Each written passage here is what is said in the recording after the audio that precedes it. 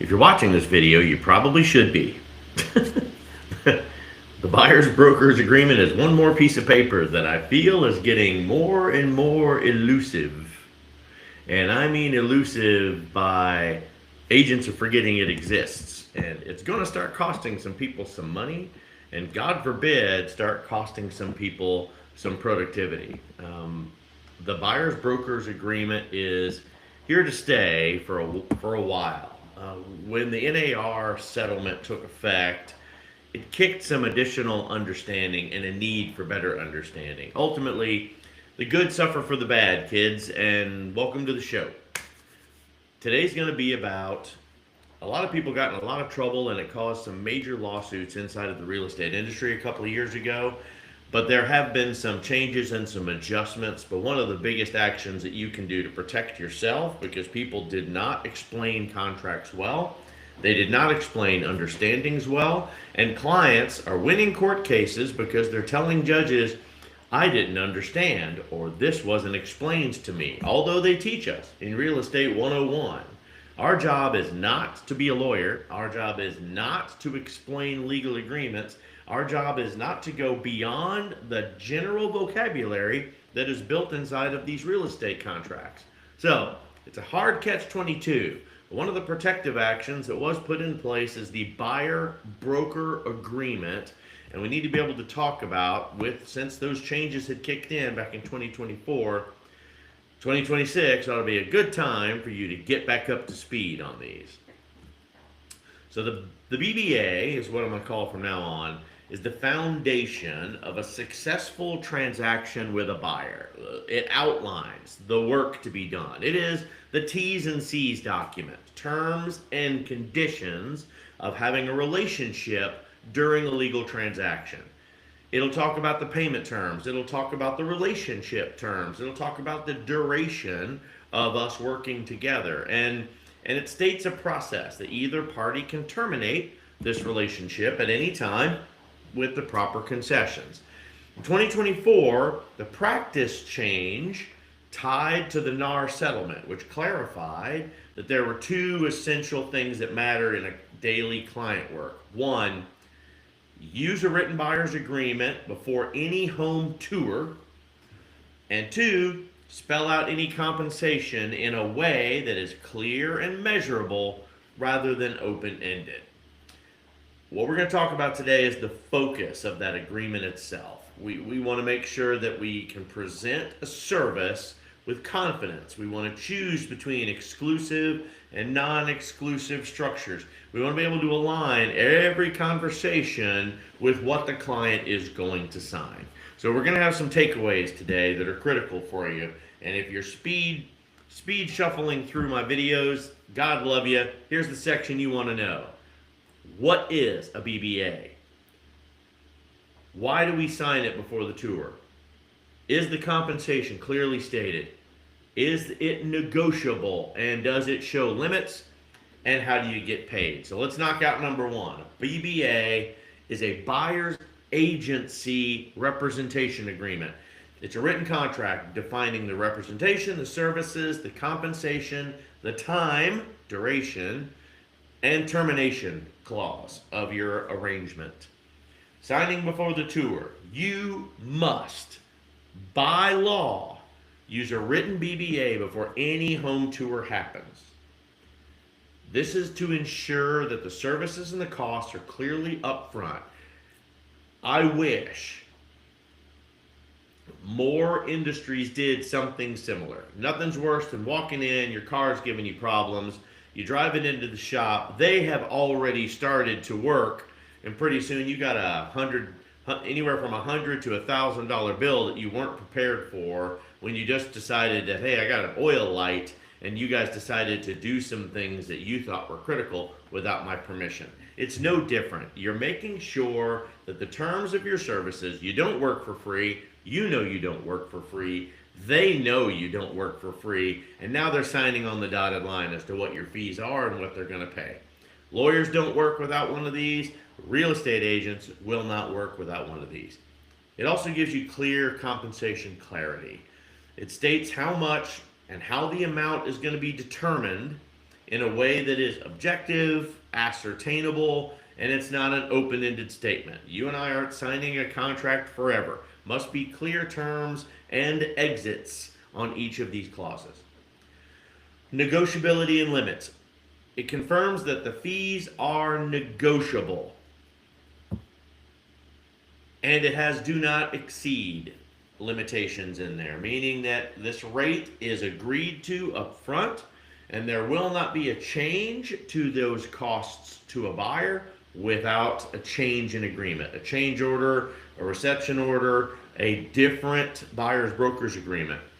And then, of course, how do you get paid? The structure of the compensation, whether it's seller funded, whether it's buyer funded, whether it is co-funded as mixed, and it must be consistent with the signed agreement. In other words, if you claim that your charges to the buyer is a buyer's commission at, let's just use 3%, and you expect that you are going to collect that somewhere in the transaction, again, whether you're going to collect it from the seller because the seller agreed to pay a buyer's commission, whether you're going to collect it from the buyer, your client on the buyer's side, and you expect them to pay for it at closing, or mixed. I am demanding 3% for my services. Whatever the seller doesn't pay, I'm expecting the buyer to pay. It will total 3% of the entire cost or the entire percentage of the purchase price of the property. There's the fast and the dirty about it. So let's talk about what is it. Now let's get into the details. The BBA is a written contract between the buyer and a licensed real estate professional. This is what defines the representation. This lists the services that will be provided, and this is specific to the buyer's side.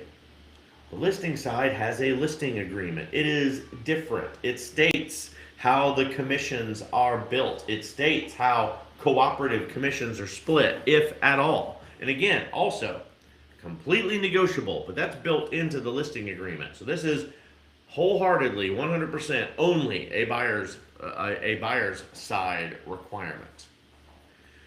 It explains how the compensation is going to be paid. It explains how it's determined, how it states the duration. It outlines how either party can terminate the engagement as long as no actions have been completed. When writing a BBA, you need to use the plain language. You need to use the standardized, agreed Florida Bar Association form. And agents, please, just fill in the blanks. Fill in the blanks with the answer that's expected, not some big description. And don't add a legal paragraph at the bottom. You're not an attorney. When I see that as a broker, I'm coming after you. As soon as that agreement is signed, the first thing I'm going to do is make sure that agreement is null and void, and you're going to have a whole hard time getting your commission. And remember, any compensation shown to the client should align with what is in that written BBA, period. From that, there are some changes that happened in 2024. Are from 2024. Those practice changes affected when and how you use the BBA. So in short, you must have the written BBA in place before you even show the property. It is not affected in online touring. It is not affected with you sharing video tours. But the second they physically meet you at a house, physically walk the property with you as an agent, you are representing them as a cooperative or a transactional agent, as a buyer's agent in the transaction itself. These agreements, by the way, come in two different forms. The buyer agency agreement has an exclusive and a non-exclusive version. I'll tell you, at Keystone, sorry, we're not in the business of sharing. We're in the business of exclusivity, meaning if we're going to give all of our time and attention to you as a buyer, you're going to give all your time and attention to me as a realtor. I'm not going to worry about some realtor calling you on a phone when you and I are not in the room together and now you're working with someone else on a different property. That's not good business. I don't want to set my clients up that way because I, as an agent, don't want to put them on the back burner because another client is more important. So I expect the same level of respect on both sides. Knowing which type of agreement best suits, by the way, your style of business can make a big difference on how you approach the conversations. I'm going to talk about the exclusive buyer agreement because that's the only way I do business. So let's walk through it. First, the feature set. Feature of commitment. Your buyer will work with you and your brokerage only during the term of the BBA.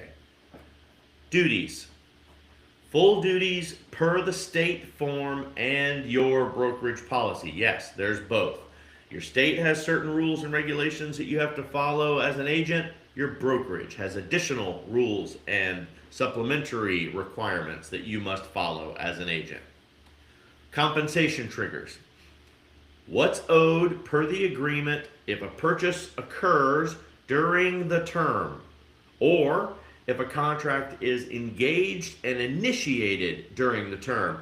Your contract should naturally extend if you set it up for 7 days and on the 7th day you sign a purchase agreement. That contract should naturally extend to support however long it takes to close it. Now, if that terminates and you are on to another property, you need to sign a new BBA. Let's be clear. Let's talk about the best fit. The best fit is the deeper partnership level of an exclusive agreement. It is skin in the game on both sides. It allows for strategy, it allows for speed, it allows for transparency and complete honesty in the transaction. Clauses.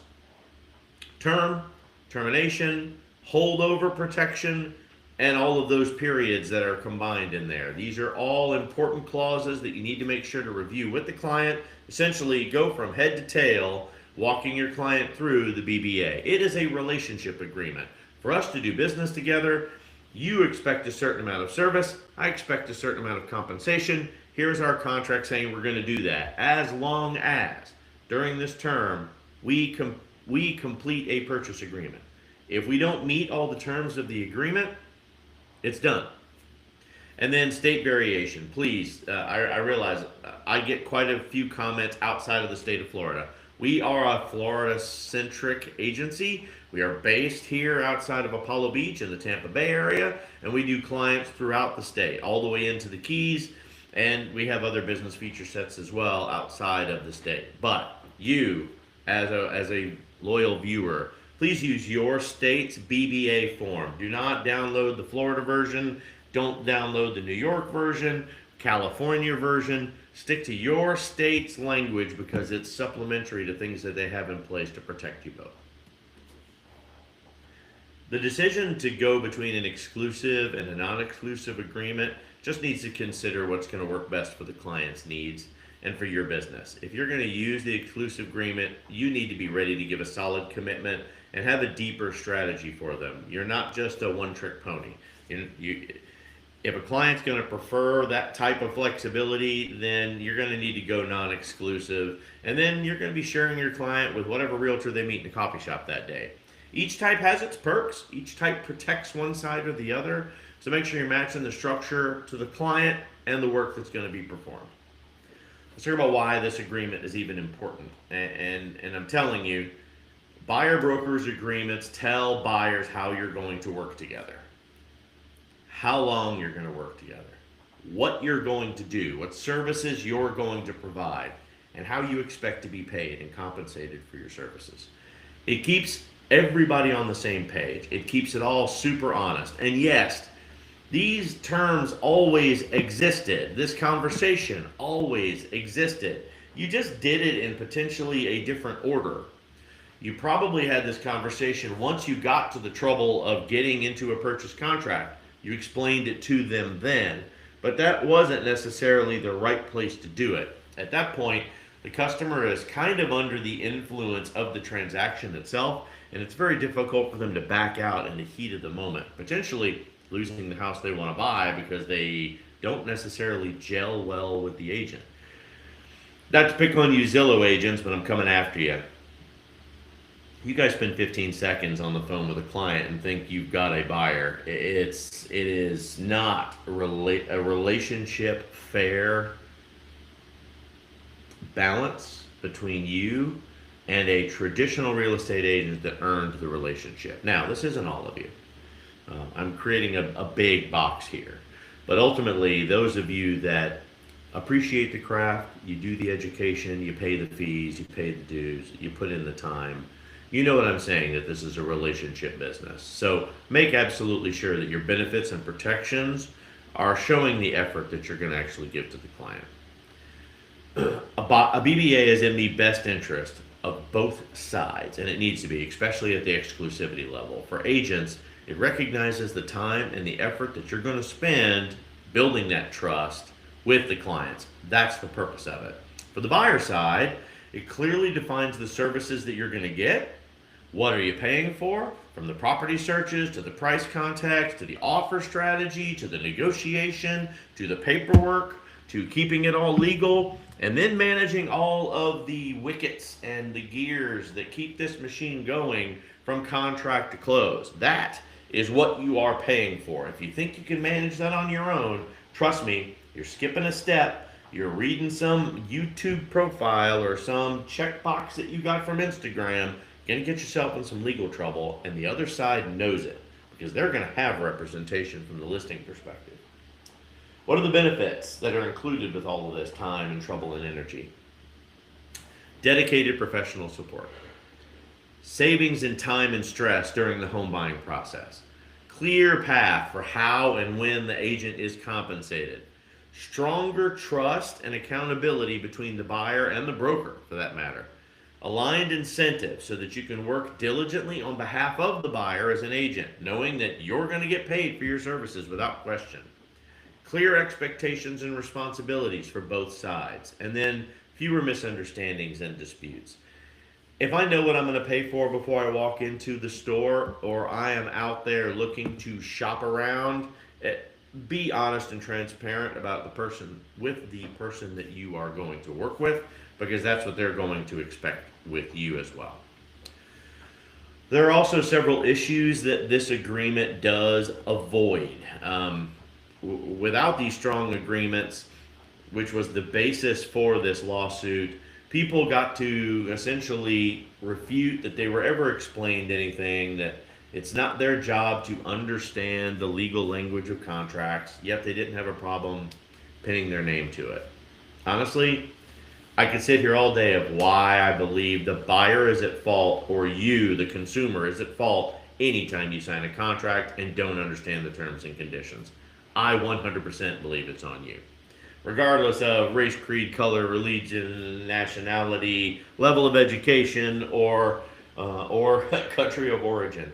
I don't want to hear it. If you signed a contract, no matter which place you're signing it in, I believe you should be 100% responsible for the language and the understanding of that language. Miscommunication. There can be misunderstandings about the services of a real estate agent and what they will provide. The buyer's expectation can change. This can lead to frustration on both sides. The BBA fixes that. Conflicts of interest. When a buyer works with multiple agents, it will lead to conflict of interest, potentially legal issues as well. An agreement will ensure that the buyer has a single point of contact and a guaranteed representative for what they're doing. They're not going to get handed off to a coordinator. They're not going to get handed off to another agent inside the brokerage because that agent was available and yours wasn't. It's not how it works. Lack of commitment. The broker may not feel fully committed to the buyer because they don't have an agreement in place. The buyer could switch to another agent at any time without an agreement. This will lead to a lack of effort on your agent's part and a lack of dedication on the broker's part. So the agreement also holds them accountable, but also guarantees that they're not going to have to fight for their compensation later, or worse, fight another agent because the agents didn't know about each other until you get close to the closing. It also eliminates a lot of the compensation disputes that have happened in the past. All right, confusion or manipulation, call it what you want. There have been disputes how and when the broker will be compensated. An agreement will clearly outline those commission structures, and it's going to ensure that the broker is paid fairly for their work. Elimination of legal and ethical violations. The legal and ethical standards can be broken without clear understanding of the expectations. A buyer's agency agreement provides frameworks for resolving disputes and protecting the interest of both the buyer and the broker and the agent. So it's important that you have it. I briefly ran through the key elements of an agreement. For those of you that are approaching Valentine's Day, by the way, happy Valentine's Day next weekend. Should be a great time. I expect to see nothing but love and appreciation in the world. God knows we need enough of it, or need a lot more of it. Buyer-broker agreement has to have several key clauses that outline the terms and conditions of your relationship between the buyer and the broker. So let's be honest, it can get very confusing if you're unfamiliar with legal jargon. However, you have the opportunity to do the research yourself before you sign the line on anything. You're just not going to be allowed to be shown a house by a real estate agent until you agree to some type of compensation and representation agreement.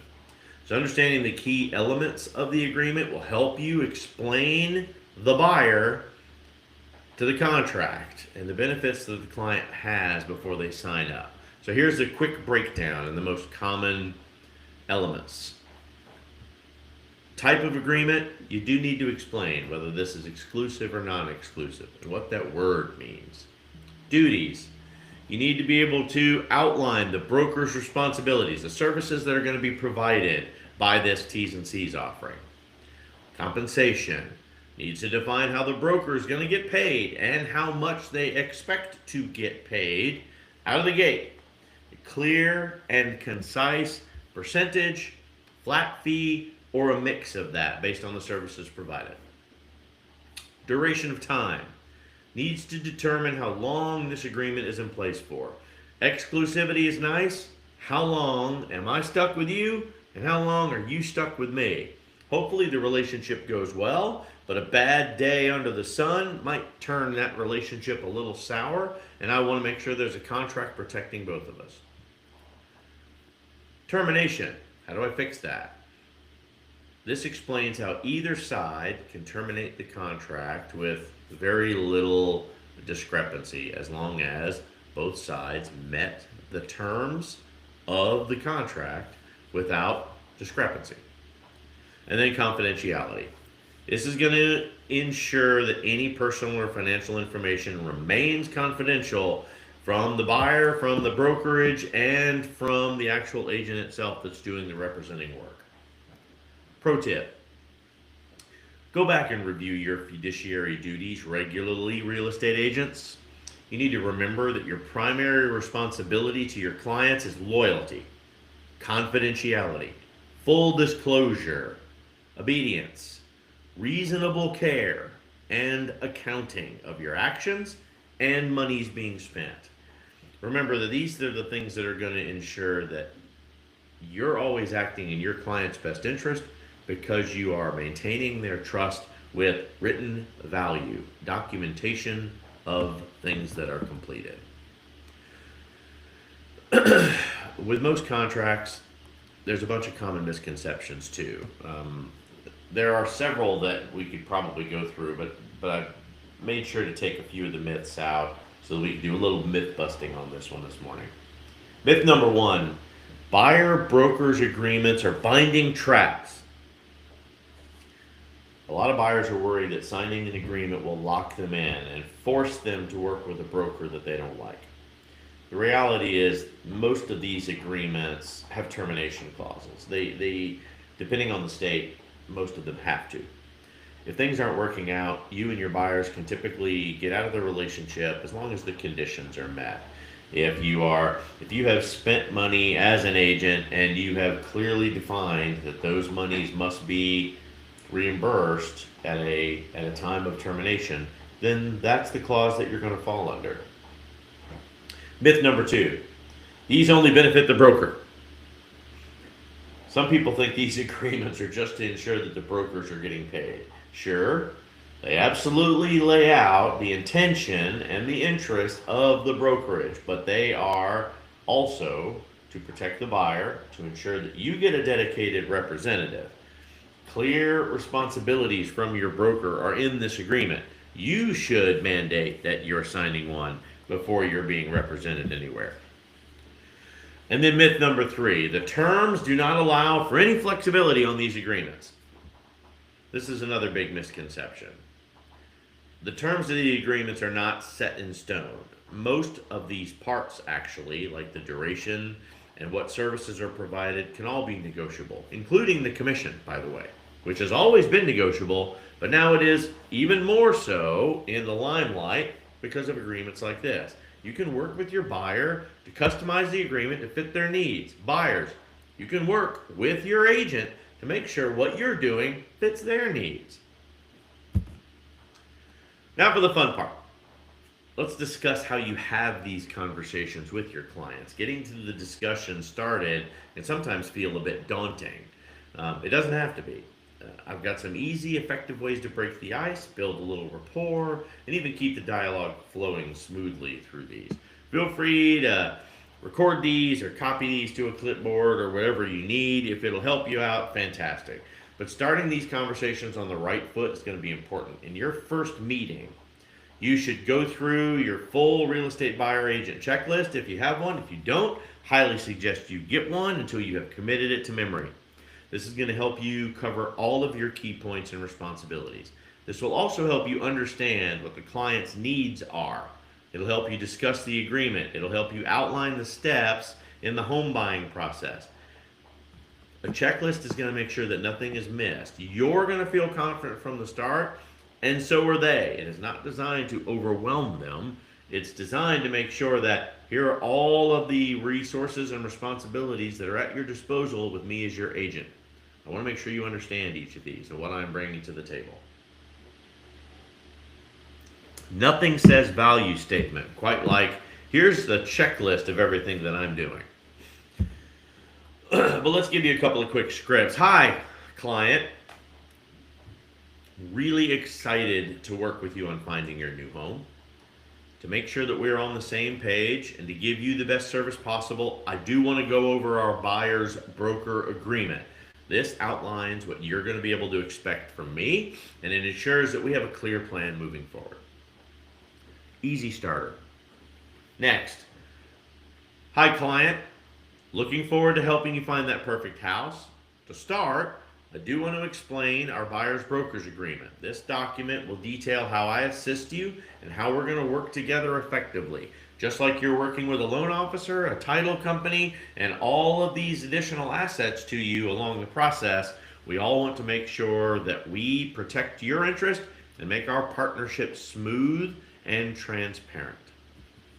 So these are just a couple of keeping it easy, but yeah, I can't really give you a script without giving you some objections as well, because there's always going to be someone out there that got educated off of this channel onto one of those hater networks that just want to throw objections at you. So, objection 1. What's a buyer's broker's agreement and why do I want to sign it? Buyer's broker's agreement is basically a contract between you and I. It outlines how we work together, spells out my responsibilities, and makes sure that I help you find a home that matches your criteria. I am responsible to help negotiate the offers. I am responsible to handle all of your paperwork. In return, it does specify how I expect to be compensated for my efforts. It's designed to protect both of us, and it will make sure that we're on the same page throughout the entire process. We can go back to this document at any time we're working together to make sure we're both following the responsibilities for each other's success. Typical of, well, I'm not looking to be tied down to just one agent right now. I completely understand you want flexibility. However, an exclusive agreement that allows me to dedicate my resources and time to find the perfect home for you, if for any reason it doesn't work out or we don't work out well in our relationship, we can discuss terminating this agreement. All of those terms and conditions are clearly spelled out here. But my goal is to make sure that you feel confident and supported throughout this entire process, because there's a lot for us to do together. What if I find my own house? If you come across a property you're interested in, you should absolutely let me know about it. This agreement allows me to step in, handle all negotiations, all paperwork, and ensures you're going to get the deal that most fits your expectations in buying this house. Without the deal being managed professionally, you're putting yourself at risk and potentially putting yourself under a legal jam from the seller side. My role is to support you, whether you find the home or whether I do. And then, of course, I'm just not ready to commit right now. Perfectly acceptable, by the way. It is important to move at a pace that you're comfortable at. We can start with some initial property searches. We can have lots of discussions while we build our rapport together. But I do have to tell you, we have to revisit this when you are ready to go see homes. My aim is to support you all along the way and in the way that you feel best fits your needs. But I do have to protect us both legally once we step into another person's property. I'm going to give you some advice with all of that chatter. Please listen actively to the client.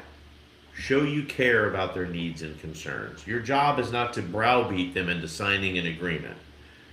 Objection handling is a huge part of being successful in sales. Make sure you do not get frustrated and keep calm if you do, and don't turn it into stress. Practicing a little bit, writing down some scripts, committing these to memory so that it's easily at the tip of your tongue when they come up in front of your buyer is going to help you be a lot more comfortable when having difficult conversations. I want to remind you of a couple of key points before I close out for the day. Do you need to sign before touring a home? Yes. If you are working with an MLS participant, a written buyer agreement is required before touring the house. It will help you understand the services and the costs in advance as well. Who pays the buyer's agent in Florida?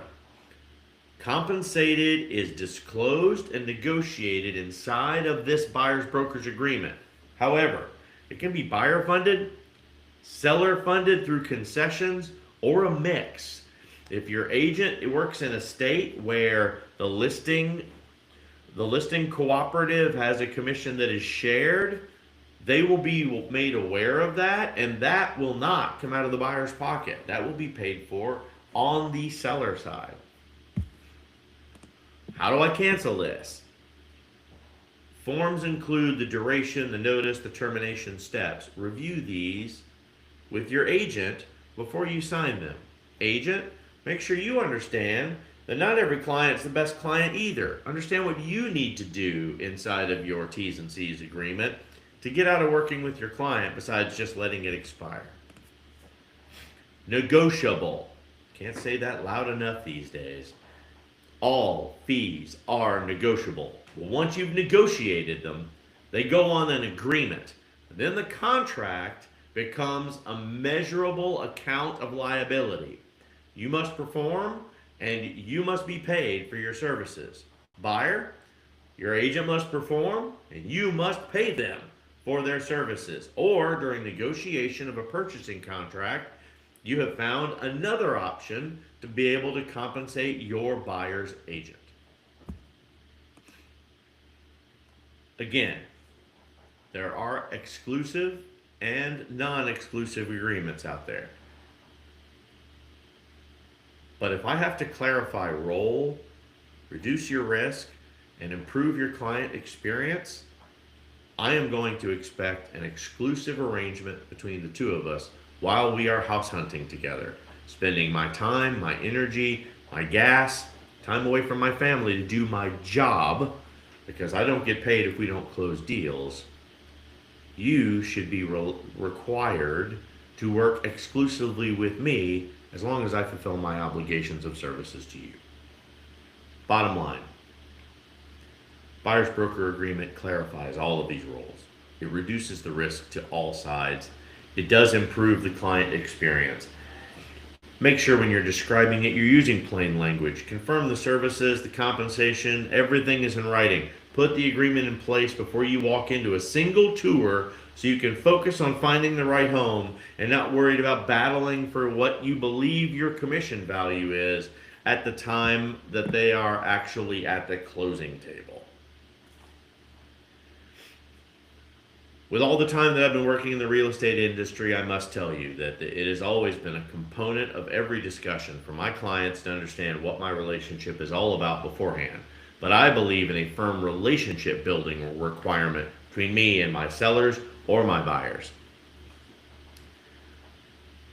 Where you feel as though you are suffering for a bunch of bad agent policies by having to do this additional piece of paperwork, I believe if you leverage it, it will set you up for success and put you on the right foot and standing with a brand new buyer that you may not have known for a minute, who will understand what your needs and requirements are and what you expect from them. Buyers, exactly the opposite for you.